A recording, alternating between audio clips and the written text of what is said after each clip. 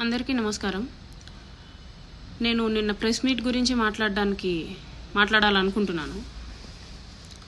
First thing, press meet అంటే ఒకరు question అడిగిన తర్వాత వాళ్ళకి ఫుల్ ఆన్సర్ వచ్చిన తర్వాత నెక్స్ట్ క్వశ్చన్కి వెళ్ళాలి. కానీ నిన్న ప్రెస్ మీట్లో ఏం జరిగిందో మీరు కూడా చూశారు. నాకు ప్రెస్ మీట్ అనేది for the first time I'm attending. అలాంటిది క్వశ్చన్ టు క్వశ్చన్ అడగకుండా అందరూ ఒకటేసారి మీద పడిపోతే నాకు కూడా ఫ్రస్ట్రేషన్స్ ఉంటాయి.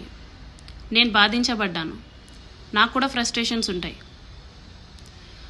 నేను ఫ్రస్ట్రేట్ అవ్వడంలో తప్పు ఉందని చెప్పేసి నేను అనుకోవట్లేదు. ఎవరి లైఫ్ మీద అయినా సరే కామెడీ చేసినా, జోకులు వేసినా సరే, ఐ లవ్ యూ అంటే మీనింగ్ ఏంటి అనేసి అడిగినా సరే, ఎవరికైనా సరే రావాల్సిన ఫ్రస్ట్రేషన్ వస్తుంది. అది హ్యూమన్ ఎమోషన్. ప్లస్ 25 crores గురించి మాట్లాడుకుందాం. నేను ఎవరిని 25 crores అడగలేదు, అడగను కూడా. ఆ వాయిస్ రికార్డ్ అయితే నాది కాదు. వాయిస్ రికార్డ్ వినిపించేసరికి వినిపించే వాళ్ళకు కూడా నేను క్వశ్చన్ చేస్తుంది ఏంటంటే, ఫుల్ ఆడియో ఏది నేను మాట్లాడుంటే, అండ్ ఎవరితో మాట్లాడాను అది కూడా చెప్పాలి కదా. నువ్వు ధైర్యంగా వినిపించినంత మాత్రాన్ని సరిపోదు కదా. 29 seconds ఉంది ఆడియో. నేను నిన్న చూసినప్పుడు నాకే అర్థం కాలేదు నేను ఎప్పుడురా బాబు మాట్లాడాను అనేసి. 29 seconds ఆడియో పెట్టుకొని ఇదే ఫుల్ వీడియో అని చెప్పేస్తే నేను యాక్సెప్ట్ చేయను.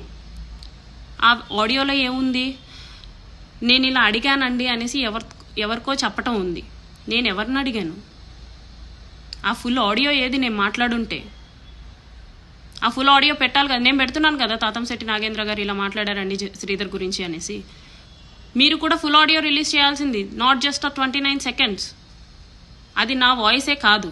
మీరు ఇప్పుడు టాలీ చేసుకోండి. విమర్శకులు ఎవరైతే విమర్శిస్తున్నారో మీరు ఇప్పుడు నా వాయిస్ని టాలీ చేసుకోండి.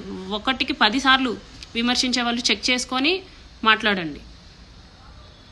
అండ్ ఇంకోటి, జర్నలిజం చేసేవాళ్ళు ఎథిక్స్తో కానీ, ప్రొఫెషనల్ ఎథిక్స్ కానీ, హ్యుమానిటీ కానీ ఉంటే అలా టీజ్ చెయ్యరు, అలా కామెడీ చెయ్యరు. చాలా టీజ్ఫుల్గా కామెడీ చేసి, ఒకరి జీవితం నీకు కామెడీ అవ్వచ్చేమో కానీ ఎవడి జీవితం వాడికి గొప్ప. అది తప్పైనా కానివ్వండి, ఒప్పైనా కానివ్వండి, ఎవడు ఇరుక్కోవాలని చెప్పేసి ఇలా అందరితో మాటలు పడాలి